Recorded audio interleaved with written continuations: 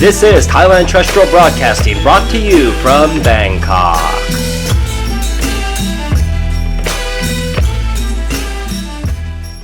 Greetings from rainy Thailand, where the devil continues to beat his wife in the sky, as my mama used to say. It's a pleasant 86 degrees, with Phra Pai exhaling 14-mile gust of breath to the southwest. An Austrian man's insides nearly broke bad after baggies filled with 255 meth pills burst in his stomach at Dan Muang Airport. When Heisenberg was asked to comment on the debacle, he merely sighed and said, "He's an Austrian, what do you expect?" The Bangkok governor's office hailed the installation of 72 smart traffic signal systems as having significant potential to ease traffic congestion in the city. At the time of writing, 64 of those systems have already been disabled by police manning the traffic control post. The traffic cops maintain they are more than capable of turning the lights from red to green on their own. They just need to take a little siesta first. Meanwhile, on the 817-kilometer border between Thailand and Cambodia, not much is happening over there. Likewise, Cambodia's 24 provinces remain free of transnational organized cybercrime centers fueled by human trafficking. Good job, Cambodia. Now that housekeeping is out of the way, let's get down to business. The topic of today's report: friendship. We all know the old saying, show me who your friends are, and I'll tell you who you are. Another variation on that, show me who your friends are, and I'll show you the future. I'd argue the same goes for lovers. In fact, lovers, real and imagined, is what motivates many a man to come to Thailand. And based on the friends and lovers they find here, the visions that appear in the crystal ball are ominous indeed. My birthday a couple of weeks back left me thinking about the bonds we expats form in Thailand. I have the good fortune of sharing that day with the Queen. While 7 bridges lining the Chao Phraya River were not illuminated in my honor, a couple of people lit up the holiday weekend for me and the finish line of my latest spin around the sun. Just before midnight, I'd received an email confirming my termination date at the Voice of America. It really was the end of something I'd spent 20 years building, albeit in a haphazard way. I had likewise returned to work at VOA after COVID pushed me to return stateside. The professional and personal challenges I faced while wading through the COVID haze became inextricably linked. I still don't think I've really processed it. Maybe I have, and this is just what me on the other side of the coronavirus wormhole looks like. Shit. Still, the timing of the work termination email and the company I was keeping at the time seemed auspicious. I get that's a pretty funny thing to say about losing a job, but long before Musk took a chainsaw to us, things had been rotten in Denmark. For the longest time, I had known that I needed to leave America and return to Thailand. And here I was in Thailand with a lovely woman, staring out upon a lovely view, with enough money to take a breath and figure things out. It had poetic weight, that email hitting my inbox just over half an hour before my birthday, at least on Thailand time, which is my time. That gave me some sense of closure. Everything seemed preordained.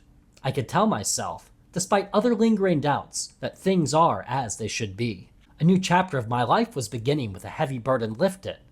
Yep, clocking all of those fat government checks at a time when our tech overlords are seeking to nuke the job market with AI. I won't miss those at all. Why are you crying?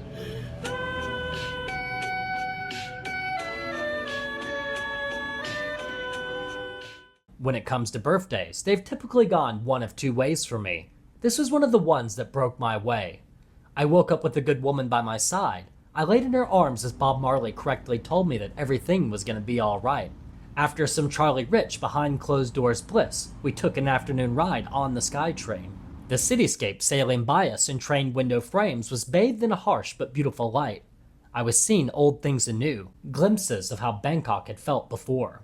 A daytime bacchanalia with an old friend followed, leading to an equally bright rock and roll night. I was blessed to have people celebrate my life. I've definitely had years when that was not the case. If life's taught me one thing, you have to be grateful when the tide turns in your favor, because it will inevitably turn against you. It's nothing personal. The tide doesn't even see you. The tide itself is directed from celestial bodies above. There's little point in cursing the water when inertia pulls it towards the moon. The job of fish is to swim, ideally in a school. Increasingly, more fish are striking it out alone these days. I've done it both ways. Life is much better in a shoal, but everything in this world is pulling us away from moving with a common purpose. I'd call it atomization by design. I grew up a military brat, so never got the luxury of childhood friends. We moved around every couple of years. I did more or less spend every summer at my grandma's sweltering farmhouse in Tennessee, but with a smattering of clapboard houses and trailers across the road, the non-mutant population to befriend was slim. I am still in touch with a few people who knew me when I was young, but I cannot say there's anyone I grew up with who isn't kin. And apart from my nuclear family, I didn't spend a lot of time with other relatives. We were always varying degrees of far away. Hammering that sort of impermanence into a man will create some tendencies. Most of my closest relationships, including a few romantic ones, were the result of work or my university days. Because I followed something of a passion in my recently concluded profession, I had the opportunity to meet a lot of amazing people. The kind of people who weren't throwing rocks or tomato stakes at me in a Smoky Mountain holler. International journalism is filled with smart, well-traveled folks who tend to be more interested in the ride than the stuff you collect along the way. No one is ever going to get you completely, especially when you've had to compartmentalize your life as a rambling man.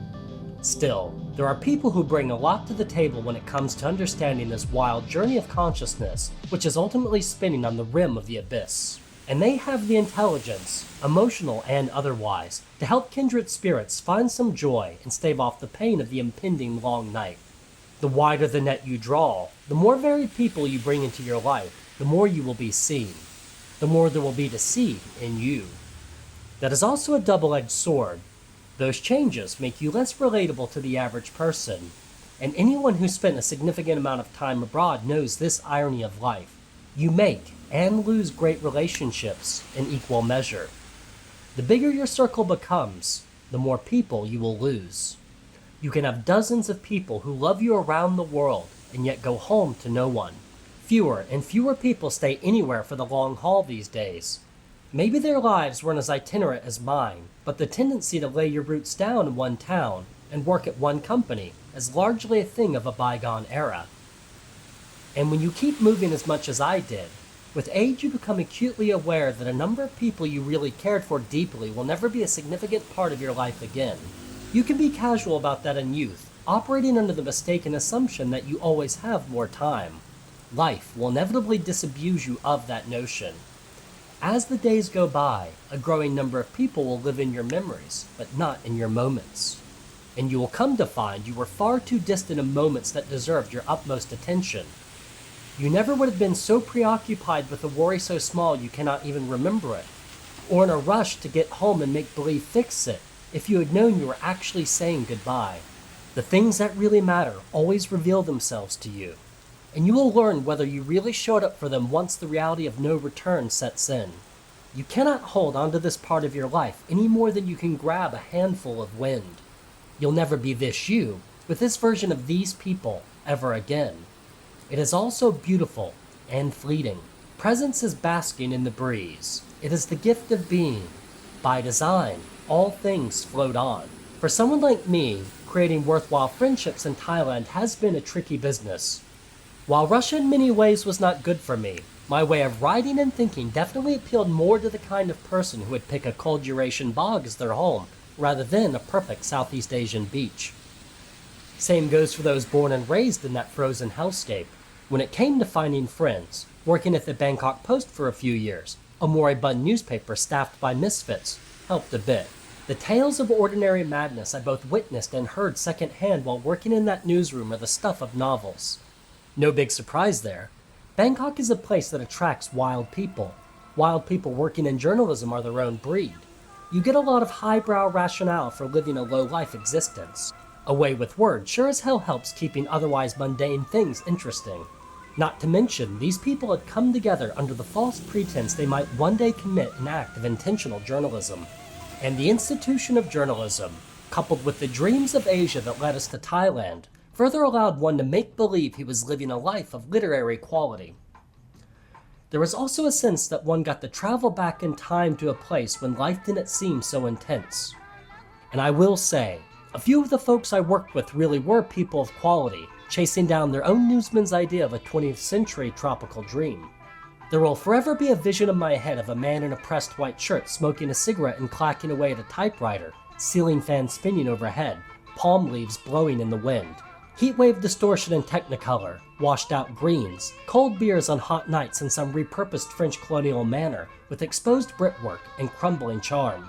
Me, pretending to be Captain Willard in a dimly lit hotel, or drinking an old-fashioned at Raphael's Hotel Royale in Phnom Penh. You get the idea. I struggle from the same thing Tony Soprano did in the elaborate 5th season dream sequence, where Carmela implores him to pull himself away from the television. Tony, What? Give me a minute. can you pull yourself away for once? Your head is filled with this stuff. It's just that it's so much more interesting. Then what? Life. So much of what led me here was never real. But if not for those lies, I would have never realized some of the deeper truths of my life, or the people I learned those truths with. Still, I'd go back and live in that dream in an instant if I could. Blue pill me till kingdom come. Writing this brings me back to a lot of places that are now quite distant. That feeling punctuated my earlier video on loneliness, even if I didn't state it so explicitly. There are so many people who have made me the person I am. I've messed up a lot along the way, but there's also the pain that comes when you did things right. You were in the right place, with the right people, at the right time. You did get your story arc and your sunset goodbye. But for whatever reason, things then take a different turn. The next chapter of life takes you back down into the valley. The spirits of yesterday give way to ghost. One would reckon this living business wouldn't mean much if it were always easy. Like I and others before me have said, you find yourself in the struggle.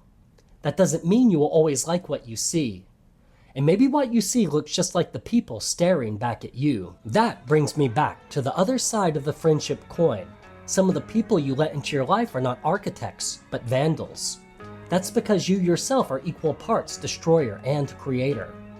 And Bangkok is a place that is full of vandals who have long since given up on building anything. Real friendships, especially as you get older, do not come easily. And the lifestyle your typical Thailand-based expat airdrops into only complicates that reality. I can only imagine how much more complicated that becomes for people who come here on retirement visas or as digital nomads with no knowledge of the country. You have to start from scratch. You don't fall into a group of people who have already vetted each other like I did when I started working at the Bangkok Post. No one's reputation precedes them, as there's no loop for you to be in. You really have to figure out who people are on your own. Some of these people are the types of folks you would never have let into your life in different circumstances. Professionally, socially, you'd never have crossed paths back home. Exile makes strange bedfellows. Condominium living tends to be pretty alienating and cold. Even if my neighbors weren't staring at their phones as they did the penguin shuffle to the elevator, doom scrolling on the way down, folks stacked on top of each other like chickens in cages largely don't want to talk to each other. What are our shared spaces? More than a few healthy options are on offer, but if we're being honest, a lot of us find friends in bars. Not necessarily sleazy ones, but bars all the same. Pull up a stool and you'll inevitably strike up a conversation with someone.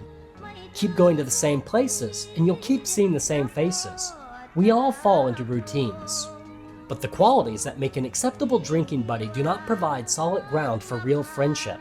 For starters, people are merely showing up to do what they'd be doing anyways, in the places they'd be doing it.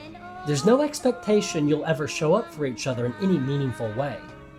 And in this nesting doll existence of ours, a bar can be a place of escape within what for many is already a place of escape. Thailand. I'm attracted to the ideas of Jungian psychology, including the role of the shadow in human behavior. Jung viewed the shadow as the unconscious, repressed or denied part of ourselves. Jung believed that the less we were able to confront and incorporate our shadows, the more fragmented our lives are, increasing the likelihood we will subconsciously be controlled by the parts of ourselves that we repress. Failing to incorporate the shadow also makes us more susceptible to violent mass movements that express our unexpressed selves via proxy. That's why fascist movements so often focus on purification through violence. People seek out external enemies because they don't want to accept that the call is coming from inside the house. Jung famously stated, "Until you make the unconscious conscious, it will direct your life and you will call it fate." As an American, our puritanical roots and culture of excess creates a lot of contradictions. It's a land of low sky sun casting shadows far and wide. First, we make all of the fruit forbidden, and then sell ladders to the masses to film them climbing over each other to eat it. There once was a comical map of the United States divided into 4 quadrants. It described the people living in the Northwest, Southwest, Northeast, and Southeast thusly. Axe nice is nice. Axe mean is mean. Axe mean is nice. Axe nice is mean. While the map is just a gag, the axe nice is mean thing is something a lot of folks who grew up in Appalachia are familiar with. There's a cultural onus on being good church-going folks who don't have sex or drink. That's why there's so many country songs about fighting, fucking, and drinking. The problem for those of us who grew up with this moral architecture is that the template for being good people is often based around repressing large parts of who you are, your shadow. That leads people's church-approved persona, their public face to the world, being excessively divorced from the people they really are. They are not being good for goodness sake. They're trying to stay out of hell. Now, we all have to play nice and have a persona. Otherwise, society would fall apart. But a lot of folks come to confuse the persona with the self, which covers the totality of your being, consciously and unconsciously. These people are being driven by the unseen forces which lurk beneath. The reason why some people chronically seem to make the same mistakes over and over stems from their attempt to white-knuckle their way to goodness. Others take the maximalist route of doing the exact opposite of what they were told, falsely thinking total abandon is the only solution to societally imposed self-control. A lot of those folks end up in places like Thailand. Well-adjusted people have a tendency of staying put. They have their church, family, and friends. They just as well go to the moon than uproot their lives and come to Thailand. I'm not saying that's the best way to live life. The physical and spiritual landscape of America is not one that optimizes the potential of a good life for me. A lot of us who come here feel like we've discovered the true land of milk and honey. This life, these lights, these women, my God. But I know other good people for whom living here would be a living hell, if not, well, boring. Just like anywhere else on Earth, for someone who's really got the business of individuation down, a person who is really in touch with every facet of the self and channels the shadow creatively, rather than be led on the shadow's leash, Thailand can be a dream. For those married to their persona and out of touch with the self, Thailand is a great place to be a spiritual track star. Chasing distraction at every turn, the 24-hour party, the erosion of moral guardrails, and the boundless sense of permissibility can make enslavement to the shadow feel like freedom, for a time. Because a lot of people think they can externalize what's wrong in the inside. They really trick themselves into believing you can outrun yourself. And if you fail to incorporate your own shadow, you're going to be subconsciously attracted to folks who help you keep down what is begging to come up. Thailand has certainly made me confront a lot of my own unresolved shit. Some of it I'm still working out, and that's fine. Once again, I don't come from the perspective of being some perfect dude who's got everything figured out. But as Minor Threat sang, at least I'm trying. The danger comes when you befriend folks who haven't thought about their shadow or are actively repressing it. End up in the same boat as them, and they'll be less interested in paddling than bringing water in. That's especially true if you meet in places where addictions get cultivated. They'll always convince you to have 2 more. You'll never convince them to have 1 less. Darker aspects of the nightlife here also requires a certain sort of callousness about the plight of others. That callousness facilitates a need and ultimately reflects a certain attitude about the plight of all people, including you. For a lot of folks who come here, the world is their oyster, and they're not interested in sharing. There's also a certain type of Bangkok exile looking to fistfight everything they hate about themselves after the 7th Sangsolman Coke kicks in. Like it or not, spend enough time with them, and you'll be right there in the trenches, if not laid out on the streets, the next time the good life turns bad and they are compelled to exercise their demons. You may instinctually be smart enough to run away from folks who are real trouble, and make no mistake about it, some of the folks you've bumped into over the years are real trouble. The shadow's definitely got a handle on the ticking time bomb, but there's another type of danger in the type of folks who manage to erode rather than explode. It's not because they're bad people per se, but for one reason or another, there's no vitality to their lives. They have no plans, no hopes, no dreams. They're long past the point of wanting to go anywhere or learn anything about themselves or the world. For however many years they have left, they cannot see beyond the barstool perch in Pattaya or the thatched pavilion in Buriram where they sip Lao Khao. These folks likewise gave up on confronting their shadows, or never confronted them to begin with. But rather than focusing their anger outwards, they directed it inwards, and a Great Depression engulfed their lives. They never even recognized it as such, and they've been too buzzed for too long to remember where it all started. Some of them will inevitably think back to a point where it all went south. Once again, for Thailand exiles, that is often a woman. The topic of women is really one that needs a full treatment in the Thailand context, but the Cliff Notes version of my thesis is this. A lot of dudes who feel unlovable due to childhood trauma relive those same relationship dynamics in failed marriages. Rather than look inside, they got red-pilled, wrote off Western women, and came to regard all relationships as transactional. So they come to Thailand, marry a prostitute, and then become enraged their relationship remains transactional. One of the things Jung noted was that people who don't confront their shadows end up seeing the parts of themselves they cannot accept in others. He called this shadow projection because when they say this is how the world is, they mean every part of the world except them. What are the chances? Deep down, everyone is rotten, except for you. That's why there's an entire cottage industry of YouTube content based around the men who run from the West only to get hosed in Thailand. While self-destructive on the surface, they're ultimately reinforcing ideas about the world that protects the persona. People will live out every iteration of madness before they give a God's honest look at themselves. And a lot of the listless old-timers hit the wall where there was nowhere else to look for what was wrong but inside. Instead, they decided to write off the entire world and any genuine hope for themselves. To be fair, you cannot know someone else's soul, and from the outside, true contentment and giving up can look like the exact same thing. There aren't necessarily external metrics to suss out all of this. Every dude perched on a pattaya barstool at happy hour isn't necessarily the stereotype they are written off to be. Every man took their own path to that barstool and treated a lot of people a lot of different ways to get there. So just to reinforce what I've said before, it's not about money or accolades. It's how you feel about your life and what you're doing to make the person you are and the life you live just a little bit better than it was yesterday. Studies have consistently shown that physical and mental activity, along with a sense of purpose, lead to longer, more satisfying lives. And there's simply not much of an argument for living a shorter, less fulfilling life. But there's no doubt a contingent of people who came to Thailand have given up. And to justify that choice, they write the world off one piece at a time. In time, they'll write off Thailand too, if they haven't already. They'll tell you every girl is after your wallet. No money, no honey, the shitbirds reflexively squawk across social media as if they themselves are nothing more than mindless bots. Yet these same men never once mustered the courage to court a woman who wouldn't have asked them to pay for the privilege. They never took time to learn the language. They have no respect for the culture. Whether across the bar or online, they ridicule Thailand and its people every chance they get. And those who can will eventually abandon Thailand and set up shop elsewhere to begin the whole process again. And you have to ask yourself, is this who you came to Thailand to be? Are these people your mirror? Have you too written off the world to avoid any meaningful reckoning with yourself? A question the YouTuber Reboot My Life Sim Reap asked in a recent video really does apply to us all.